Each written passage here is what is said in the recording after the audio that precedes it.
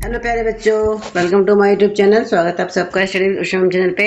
आज हम 6th class का सामाजिक विज्ञान का पार्ट नंबर 3 स्थल आकृति और जीवन के प्रश्नोत्तर करेंगे। इसकी व्याख्या हम पहले कर चुके हैं, व्याख्या करने का आपको डिस्क्रिप्शन में मिल जाएगा। ठीक है, चलिए स्टार्ट करते हैं।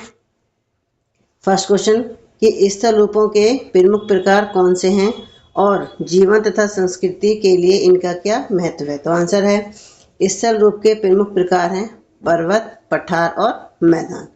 इनकी भौतिक विशेषताएं और विस्तार बहुत भिन्न भिन्न प्रकार के होते हैं। इन स्थानों पर रहने वाले लोग अपने दैनिक कार्यों और जीवन शैली में इन स्थल रूपों से प्रभावित हैं, जिनमें से वे निवास करते हैं। इन स्थल रूपों में विभिन्न प्रकार की जलवायु और अलग अलग प्रकार के पेड़ पौधे तथा जीव जंतु पाए जाते हैं। ठीक है, हम बात करते हैं पर्वत की। पर्वत कठिन जीवन और प्राकृतिक संसाधनों का उपयोग। पठार कृषि और खनिज संसाधनों के लिए उपयुक्त। मैदान समतल और विस्तृत कृषि और व्यापार के लिए। ठीक है, प्रश्न नंबर 2, प्रत्येक स्थल रूप के साथ संबंधित जीवन की क्या चुनौतियां एवं अवसर हैं। तो आंसर है पर्वत के साथ क्या चुनौतियां हैं कि भारी बर्फबारी और ठंडे तापमान जैसे कठोर मौसम के कारण पहाड़ों में रहना कठिन हो सकता है। और अवसर है कि पहाड़ पर्यटन के लिए खूबसूरत प्राकृतिक दृश्य और अवसर पेश करते हैं। पठार में क्या चुनौतियां हैं। पठारों में पानी की आपूर्ति, परिवहन की कमी, उपजाऊ भूमि का न होना और जैसी चीज़ें सीमित हो सकती हैं। और अवसर है कि पठारों में खनिज संसाधन प्रचुर मात्रा में हैं, जिनका खनन किया जा सकता है।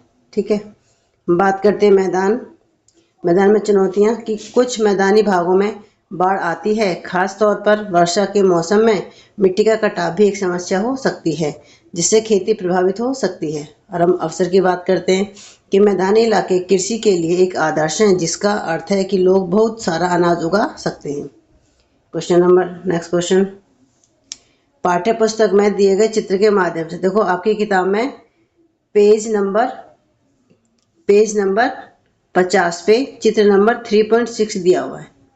ठीक है, आप अपनी किताब में देख सकते हैं कि उसमें जो पेज नंबर 50 पे चित्र नंबर 3 दिया है, इसमें पर्वतों पर रहने वाले लोगों के सामने आने वाली चुनौतियों को दर्शाया गया है। ठीक है, कक्षा में समूह बनाकर चर्चा कीजिए और प्रत्येक पर एक अनुच्छेद लिखिए। तो इसमें सबसे पहला चित्र जो है वो है भूसंकलन का। ठीक, कि भूसंकलन तब होता है जब पहाड़ से अचानक बहुत ज़्यादा मात्रा में मिट्टी या पत्थर गिरते हैं। भारी बारिश या भूकंप के बाद ऐसा हो सकता है, घर नष्ट हो सकते हैं, परिवार और पशुधन की हानि हो सकती है। लोगों को ऐसी जगहों से सावधान रहने की जरूरत है जहां उनके घर और खुद के लिए भूस्खलन की संभावना है। ठीक है, इसके बाद जो चित्र है वो है आपका आकस्मिक बाढ़। आकस्मिक बाढ़ एक अचानक और तीव्र बाढ़ है जो पहाड़ियों में भारी बारिश और बादल फटने के बाद आ सकती है। पानी बहुत तेजी से बढ़ सकता है, जिससे लोगों का बचकर निकलना मुश्किल हो जाता है। ठीक है, उसके बाद है अनियंत्रित पर्यटन। अनियंत्रित पर्यटन का अर्थ है कि बहुत अधिक पर्यटक उचित प्रबंधन के बिना पहाड़ों पर आ जाते हैं। इससे प्रदूषण, पर्यावरण को नुकसान और भीड़भाड़ की समस्या हो सकती है। उसके बाद है हिमस्खलन। हिमस्खलन तब होता है जब पहाड़ की ढलान से अचानक बड़ी मात्रा में बर्फ या चट्टानें गिरती हैं। पहाड़ों में रहने वाले या यात्रा करने वाले लोगों के लिए बहुत खतरनाक हो सकता है। इसके बाद है भारी हिमपात। भारी बर्फबारी के कारण सड़कें अवरुद्ध होने से आपूर्ति प्रभावित हो सकती है। बर्फ के कारण छतें भी गिर सकती हैं। फिर है बादल फटना। बादल फटना एक अचानक होने वाली घटना है, जिसके कारण बहुत कम समय में भारी बारिश हो सकती है। फिर है ठंडा मौसम। पहाड़ों पर ठंडा मौसम बहुत कठोर हो सकता है। इससे तापमान जम सकता है, जो असुविधाजनक हो सकता है। ठीक है, अगला क्वेश्चन है कि यह भी विचार कीजिए कि जब पर्वतों पर इतनी सारी चुनौतियां हैं, फिर भी लोग वहां क्यों रहते हैं। तो आंसर है कि इन चुनौतियों के बावजूद कई लोग पहाड़ों में रहना पसंद करते हैं, क्योंकि हवा प्रदूषित गैसों और धूल कणों से काफ़ी हद तक सुरक्षित मिलती है। इससे उनका स्वास्थ्य जीवन बिगड़ता है। नंबर 2, एक प्राकृतिक सुंदरता और ध्वनि प्रकाश प्रदूषण नहीं, बल्कि शांतिपूर्ण जीवन है। तीसरा है कि पहाड़ी क्षेत्र लोगों को आकर्षित करते हैं। पर्यटन अर्थव्यवस्था को समृद्ध करता है। ठीक है, अगला क्वेश्चन है, क्या आपने अपने प्रदेश की नदी के स्रोतों अथवा संगम के कुछ उदाहरण दे सकते हैं जिन्हें किसी समुदाय द्वारा पवित्र स्थल माना जाता है? तो आंसर है कि हमारे देश में कई नदियों को पवित्र मानते हैं। पहला है सिंधु। सिंधु ये जम्मू और कश्मीर और लद्दाख में, ठीक है। फिर है गंगा, उत्तराखंड, उत्तर प्रदेश, बिहार और झारखंड। यमुना, उत्तराखंड, हिमाचल प्रदेश, हरियाणा, दिल्ली और उत्तर प्रदेश। गोदावरी, महाराष्ट्र, तेलंगाना, छत्तीसगढ़, आंध्र प्रदेश। नर्मदा, मध्य प्रदेश, महाराष्ट्र और गुजरात।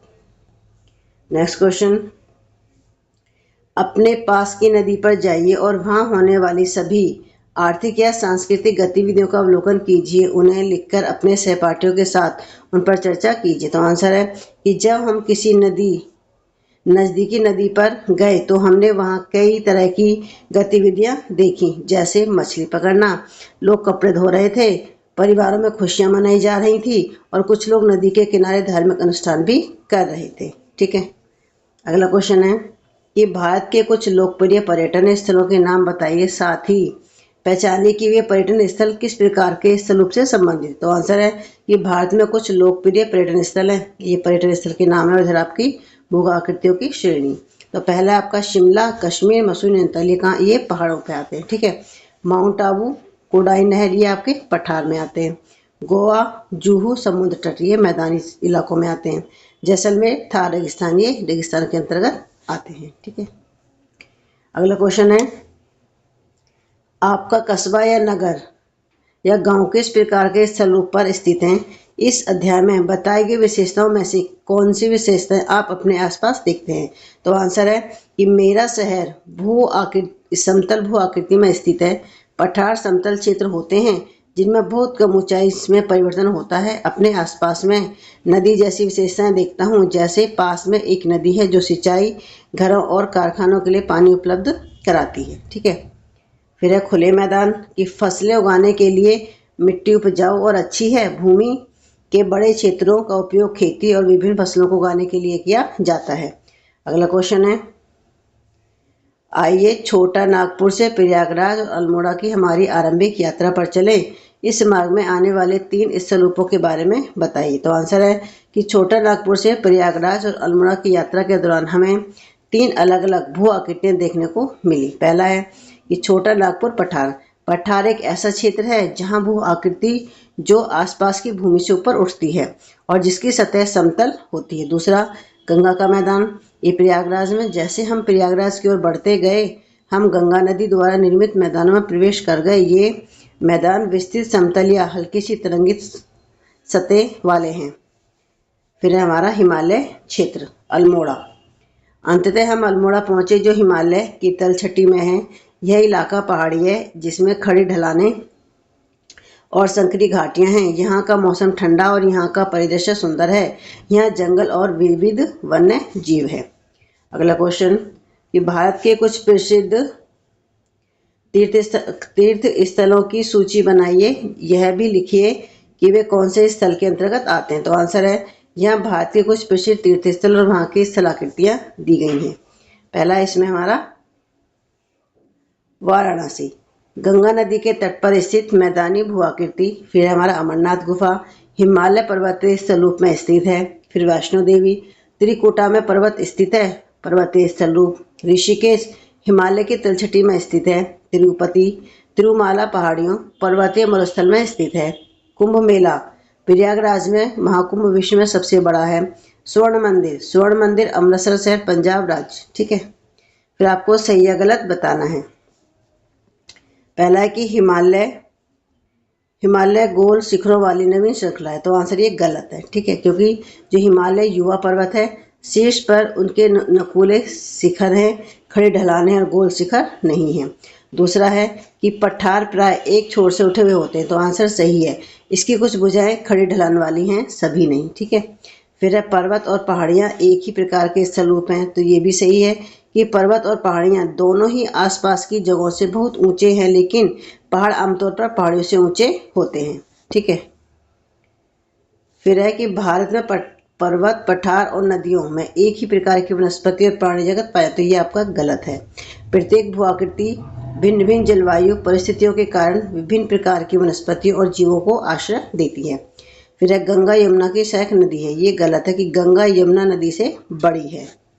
फिर है कि हिम के पिघलने से नदियों में जल आता है, तो ये सही है, पर्वत और पहाड़ियों से पिघलने से नदियां निकलती हैं। ठीक है। फिर है कि मैदानों में नदियों द्वारा एकत्र किए गए तलछट भूमि को उपजाऊ बनाते हैं, तो ये सही है कि तलछट जीव जंतुओं को समृद्ध करते हैं जिससे भूमि उपजाऊ बनती है। फिर है कि सभी मरुस्थल गर्म होते हैं, तो ये भी सही, ये गलत है कि रेगिस्तान ठंडे या गर्म या ठंडे हो सकते हैं जैसे सारा या गोबी। ठीक है।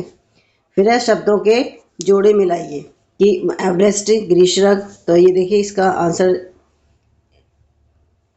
मैं आपको आंसर ही बता देती हूँ कि ये देखो, ये माउंट एवरेस्ट जगह है, पर्वतारोहण है, राफ्टिंग, नदी, ऊंट, मरुस्थल, पठार, विश्व की छत, गंगा का मैदान, धान के क्षेत्र, जलमार्ग, गंगा का माउंट किलिमंजारो अफ्रीका और यमुना सहायक नदी। ठीक है।